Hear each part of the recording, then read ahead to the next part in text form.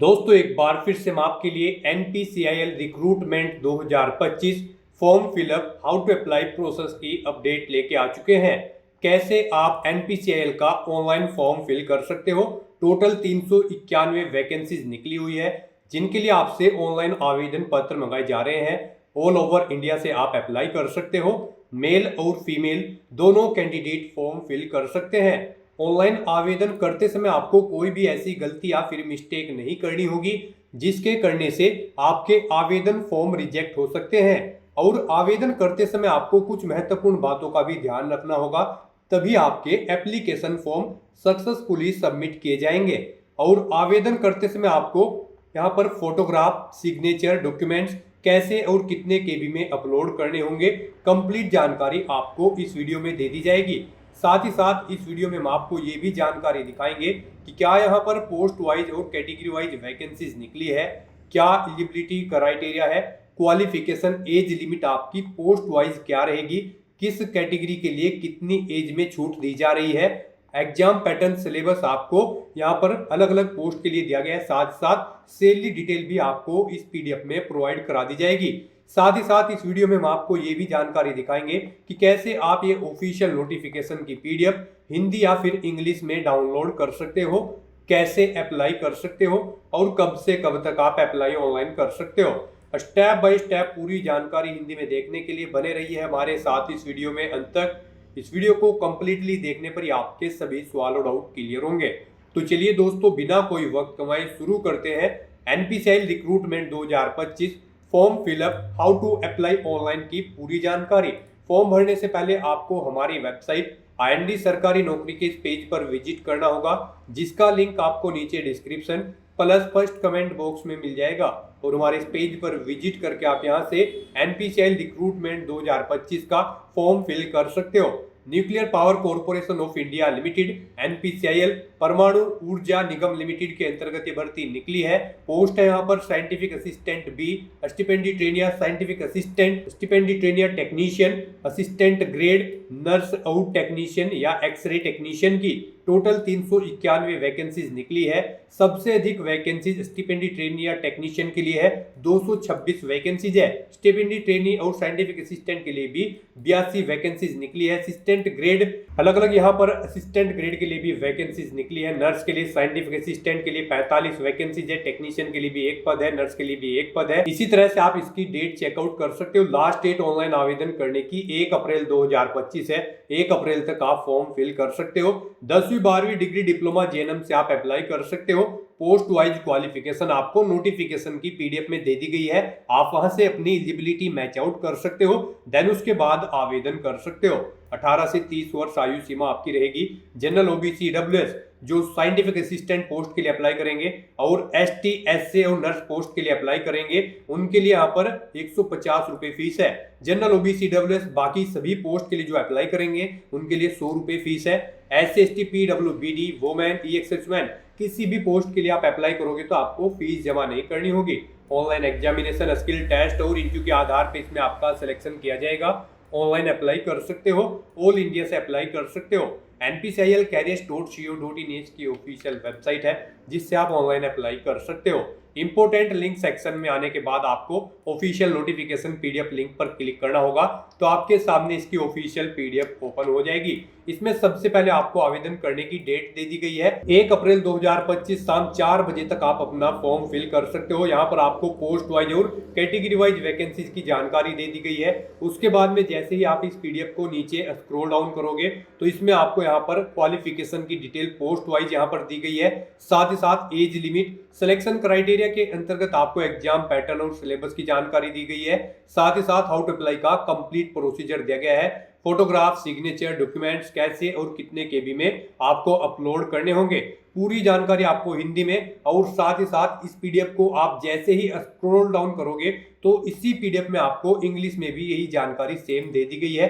तो इंग्लिश और हिंदी दोनों लैंग्वेज में PDF है। आप अपनी लैंग्वेज के अकॉर्डिंग किसी भी लैंग्वेज में यहाँ पर पूरी डिटेल चेकआउट कर सकते हो। देन उसके बाद अप्लाई कर सकते हो। अप्लाई ऑनलाइन करने से पहले आपको नोटिफिकेशन की, ऑफिशियल नोटिफिकेशन की PDF पूरा पढ़ना अनिवार्य है। इसको पूरा पढ़ने से आपके सभी सवाल और डाउट क्लियर होंगे। PDF रीड आउट करने के बाद में आपको अप्लाई ऑनलाइन लिंक पर क्लिक करना होगा, तो आपके सामने इसका ऑनलाइन का एक पोर्टल ओपन हो जाएगा। यहाँ पर इसे अगर आप इंग्लिश में करना चाहते हैं तो यहाँ पर इंग्लिश की टैब पर क्लिक करके इसे इंग्लिश में कर ले व्यू को। हिंदी में आप रखना चाहते हैं तो हिंदी में ही रहने दें। यहाँ पर आने के बाद गाइस, अगर आपने इस भर्ती के लिए पहले से रजिस्ट्रेशन कर रखा है, आपको यहाँ पर अपनी लॉगिन ID एंटर करनी है, अपना पासवर्ड एंटर करना है, ये कैप्चा कोड यहाँ पर एंटर करना है और लॉगिन की टैब पर क्लिक करके अपने डैशबोर्ड में लॉगिन कर लेना है और फिर वहां से आपको अपना फॉर्म अप्लाई करना है। और अगर आप इस भर्ती के लिए फर्स्ट टाइम अप्लाई करने जा रहे हो तो सबसे पहले यहाँ पर आपको अपना रजिस्ट्रेशन करना होगा। उसके लिए आपको नवीन पंजीकरण हेतु क्लिक करें, आपको इस टैब पर क्लिक कर देना है। उसके बाद आपके सामने यहाँ पर रजिस्ट्रेशन का फॉर्म ओपन हो जाएगा। यहाँ पर आपको ओके आई अंडरस्टैंड इस ऑप्शन पर क्लिक करना है। यहाँ पर आने के बाद आपको यूनिट ऑटोमेटिकली सिलेक्ट मिल जाएगी NPCIL की और एडवर्टाइजमेंट नंबर भी आपको ऑटोमेटिकली यहाँ पर सिलेक्ट मिल जाएगा। फिर यहाँ पर आपको पोस्ट सिलेक्ट करनी है, आप जिस पोस्ट के लिए अप्लाई करना चाहते हैं। हम यहाँ पर आपको STTM कैटेगरी सेकंड यानी कि स्टाइपेंडी ट्रेनिंग टेक्नीशियन ST टेक्नीशियन की पोस्ट के लिए अप्लाई करके दिखा रहे हैं। यहाँ पर आपको अपनी चॉइस के अकॉर्डिंग कोई भी पोस्ट सेलेक्ट कर लेनी है जिस पोस्ट के लिए आप अप्लाई करना चाहते हैं। यहाँ पर हम आपको इस पोस्ट के लिए अप्लाई करके दिखाएंगे, बाकी की सब पोस्ट के लिए भी सेम ऐसे ही अप्लाई होगा, बस क्वालिफिकेशन में आपको चेंजेस करने होते हैं। उसके बाद यहाँ पर आपको अपनी डिसिप्लिन सिलेक्ट करनी है, इस ट्रेनिंग पोस्ट के लिए आप किस डिसिप्लिन के लिए अप्लाई करने जा रहे हैं। उसके बाद यहाँ पर आपको अपनी कैटेगरी सिलेक्ट कर लेनी है। फिर यहाँ पर आपको पूछा गया है कि क्या आप PWBD कैंडिडेट हैं, अगर हैं तो आप यस करें और फिर आप उसकी डिटेल यहाँ पर प्रोवाइड करें, जैसे कि आपको अपनी PWD कैटेगरी सिलेक्ट करनी है, डिसेबिलिटी की परसेंटेज देनी है, कितनी परसेंटेज आपकी डिसेबिलिटी है और अगर आप PWBD कैंडिडेट नहीं हो तो यहाँ पर आप सिंपली नो ऑप्शन सेलेक्ट करें। उसके बाद यहाँ पर आपको अपनी पर्सनल डिटेल देनी है, यहाँ पर आप मिस्टर मिसिज या डॉक्टर अपने अकॉर्डिंग ऑप्शन सेलेक्ट करें। फिर यहाँ पर आप अपना फर्स्ट नेम एंटर करें, उसके बाद मिडिल नेम है तो वो एंटर कर दे, लास्ट नेम है तो वो एंटर कर दे, नहीं है तो आप इन कॉलम को खाली छोड़ दें। फिर आप अपना जेंडर सेलेक्ट करें, अपनी डेट ऑफ बर्थ आप यहाँ पर इस कैलेंडर में से सिलेक्ट करें, अपनी नेशनलिटी आप सिलेक्ट कर लें और फिर यहाँ पर आप अपना आधार नंबर एंटर कर दें। उसके बाद यहाँ पर आपसे पूछा गया है कि क्या आप NPCIL में सर्विस करते हैं या कोई एम्प्लॉय है NPCIL के, अगर है तो आप यस करें और फिर यहाँ पर आप उसकी डिटेल दें, जैसे कि आप NPCIL की पहले यूनिट सेलेक्ट करें, अपना एम्प्लॉयमेंट नंबर दें और अगर नहीं आप एम्प्लॉय हैं NPCIL के तो यहाँ पर आपको नो ऑप्शन सेलेक्ट कर लेना है। नेक्स्ट यहाँ पर आपसे पूछा गया कि क्या आपको एज में रिलैक्सेशन चाहिए, यहाँ पर अगर आप 1984 के दंगों के पीड़ित हैं तो यहाँ पर आप यस करें, नहीं तो नो ऑप्शन सेलेक्ट करें। फिर यहाँ पर अगर आप dependent defence personnel killed person है तो यहाँ पर आप यस करें तो आपको एज में रिलैक्सेशन मिलेगा, नहीं तो आप नो ऑप्शन सेलेक्ट करें। फिर अगर आप एक सर्विसमैन हो तो आप यस करें, फिर आपको एज में रिलैक्सेशन मिल जाएगा, नहीं तो आप नो ऑप्शन सेलेक्ट करें। उसके बाद यहाँ पर आपसे पूछा गया कि क्या आप विडो डाइवोर्स वुमेन है, अगर है तो यहाँ पर आप यस करें, नहीं तो नो ऑप्शन सेलेक्ट करें। उसके बाद आपसे पूछा गया कि क्या आप NPCIL में कॉन्ट्रैक्ट या फिर फिक्स टर्म बेसिस पर कार्यरत हैं, अगर है तो यस करें, नहीं तो नो ऑप्शन आप सिलेक्ट करें। यस करेंगे तो आपको यहाँ पर एज में रिलैक्सेशन मिलेगा, नो करेंगे तो आपको एज में रिलैक्सेशन नहीं मिलेगा। उसके बाद यहाँ पर आपको अपने रजिस्ट्रेशन की डिटेल देनी है, यहाँ पर आप अपना यूजर नेम एंटर करें, ABCZYW कुछ भी आप यहाँ पर अपना यूजर नेम एंटर करें और चेक अवेलेबिलिटी इस ऑप्शन पर क्लिक करके चेक कर लें कि क्या ये यूजर नेम अवेलेबल है। अगर होगा अवेलेबल तो यहाँ पर आपको यूजर नेम अवेलेबल शो कर दिया जाएगा, नहीं होगा तो यहाँ पर आपको नॉट अवेलेबल शो होगा। फिर आप उसमें चेंज करके अपना यूजर नेम अपने अकॉर्डिंग सेट कर ले। 5 से 20 कैरेक्टर के बीच में आपका यूजर नेम होना चाहिए। उसके बाद यहाँ पर आपको अपना पासवर्ड क्रिएट करना है।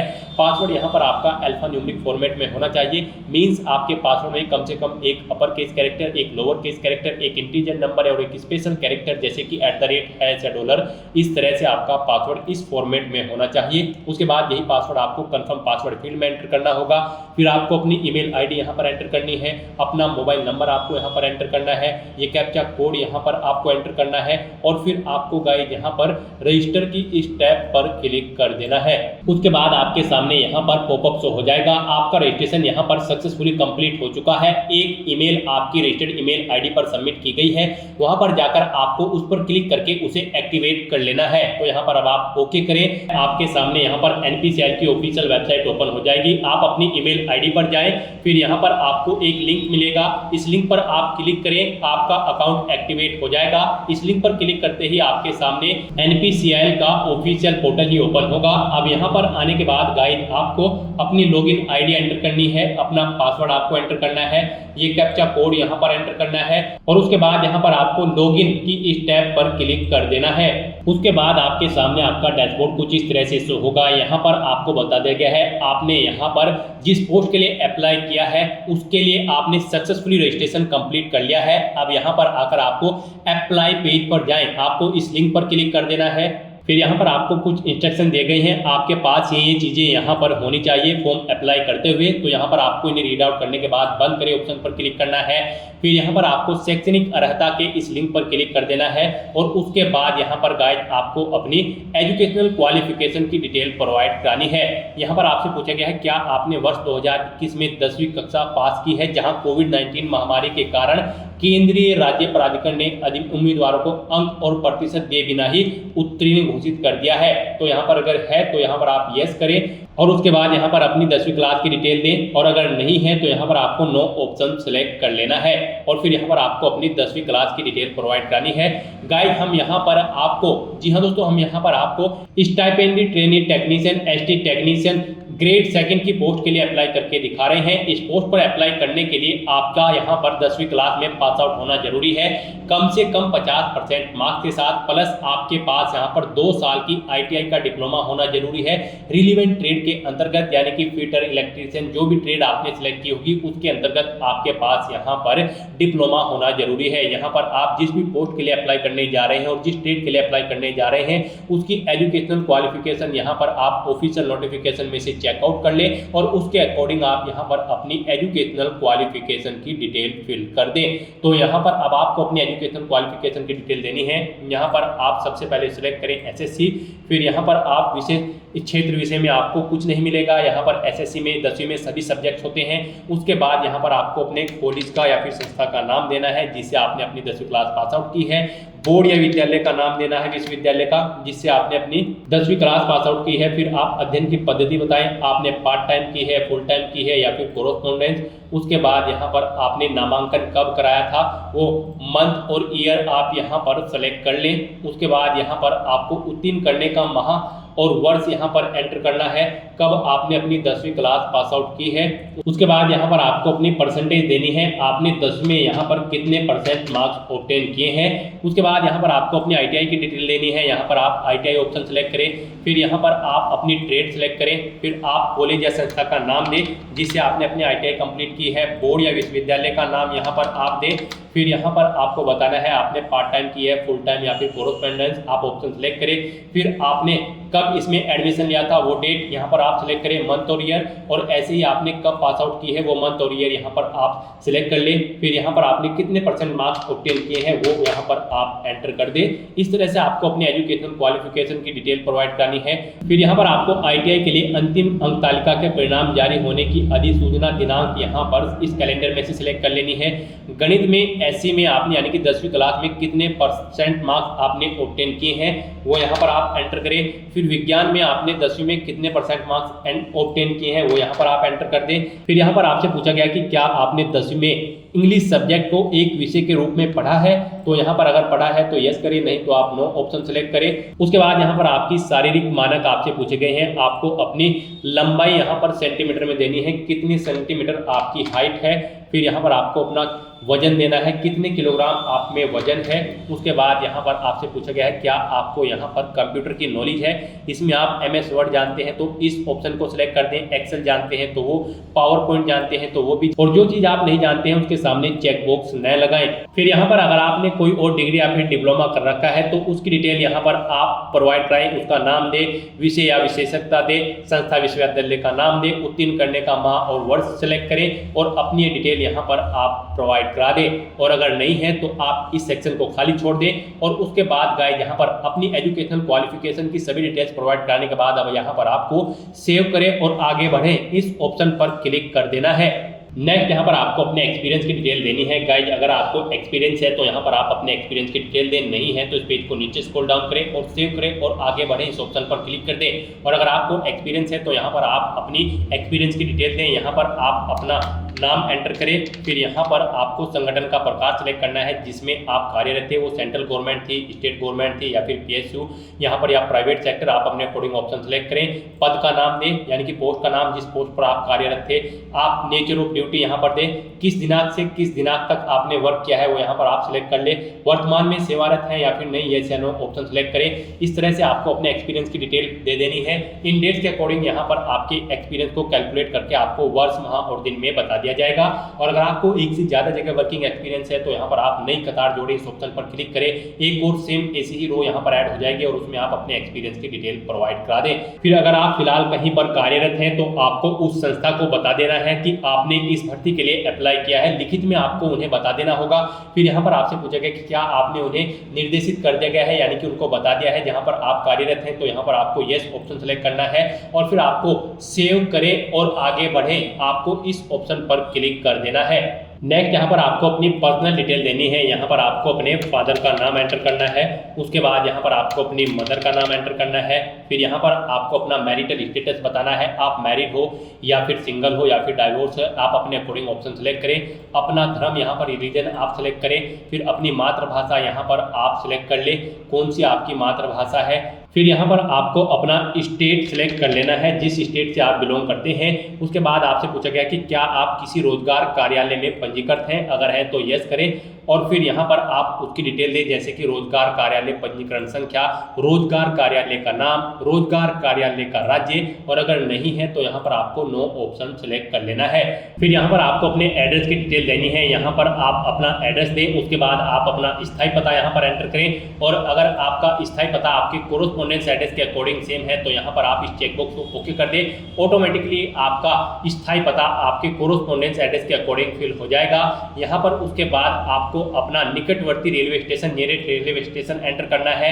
फिर आपसे पूछा गया कि क्या आपका कोई करीबी रिश्तेदार NPCIL में कार्यरत है, अगर है तो यस करें। और फिर उसकी डिटेल यहाँ पर आप दें, जैसे कोई रिश्तेदार का नाम, उसका पद, स्थल या परियोजना, और फिर यहाँ पर आपको उसका आपके साथ क्या रिश्ता है वो देना है। और अगर नहीं है तो यहाँ पर आप नो ऑप्शन सेलेक्ट करें और उसके बाद गाइड यहाँ पर आप सेव करें और आगे बढ़े, इस ऑप्शन पर क्लिक कर दें। नेक्स्ट यहाँ पर आपको अपने डॉक्यूमेंट अपलोड करने हैं। यहाँ पर आपको अपना फोटो और सिग्नेचर अपलोड करने हैं। आपको दी गई गाइडलाइंस के अकॉर्डिंग अपने डॉक्यूमेंट अपलोड करने होंगे, अदरवाइज आपका एप्लीकेशन फॉर्म रिजेक्ट हो सकता है। यहाँ पर आपका फोटो 10 से 50 KB के बीच में होना चाहिए, JPG या फिर JPEG फॉर्मेट में, और आपके जो सिग्नेचर है वो 20 KB से कम होने चाहिए, ये भी JPG या फिर JPEG फॉर्मेट में होने चाहिए।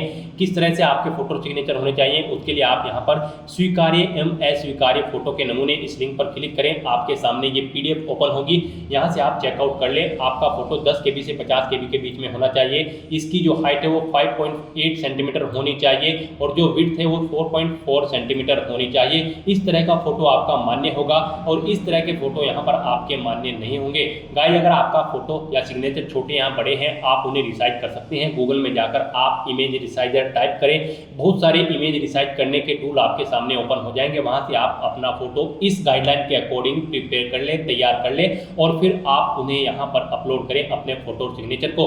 तो यहाँ पर अपलोड करने के लिए अब आपको चूज फाइल बटन पर क्लिक करना है, फाइल को सेलेक्ट कर लेना है और फिर यहाँ पर अपलोड करेंगे इस ऑप्शन पर क्लिक करके अपनी इस फाइल को आपको अपलोड कर देना है। इस तरह से आपको 1 बाय 1 करके अपना फोटो और सिग्नेचर यहाँ पर अपलोड कर देने हैं।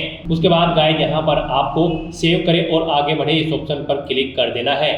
उसके बाद आपको आपके एप्लीकेशन फॉर्म का पूरा प्रीव्यू यहाँ पर शो कर दिया गया है। आपको सभी डिटेल्स केयरफुली चेकआउट करनी है, पेज को नीचे स्क्रॉल डाउन करना है और यहाँ पर अब आप आवेदन प्रस्तुत करें, आप इस टैब पर क्लिक कर दें। फिर आपके सामने यहाँ पर मैसेज शो हो जाएगा, आपका एप्लीकेशन फॉर्म सक्सेसफुली सबमिट कर दिया गया है। अब यहाँ पर आप ओके करें, आपको आपके डैशबोर्ड में रिडायरेक्ट कर दिया जाएगा। यहाँ से आप चेकआउट कर सकते हो, आपके एप्लीकेशन फॉर्म की सभी टास्क ओके हो चुकी हैं।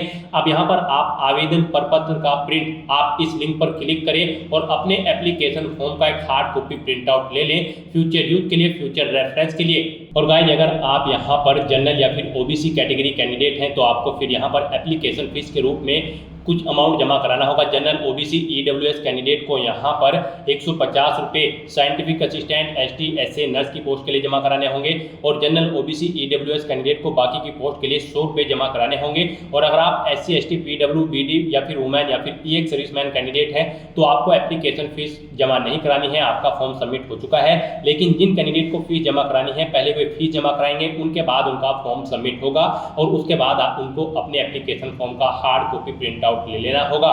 फीस का अमाउंट आप debit card, credit card, net banking या फिर यूपीआई के माध्यम से जमा करा सकते हो। तो दोस्तों ऐसे आप NPCIL 391 पोस्ट की इस भर्ती के लिए अपना फॉर्म अप्लाई कर सकते हो। आज की इस वीडियो में बस इतना ही। आई होप ये वीडियो आपको पसंद आई होगी। अगर पसंद आई हो तो इसे लाइक और शेयर करें, चैनल पर नए हो तो इसे सब्सक्राइब कर लें। Thanks for watching.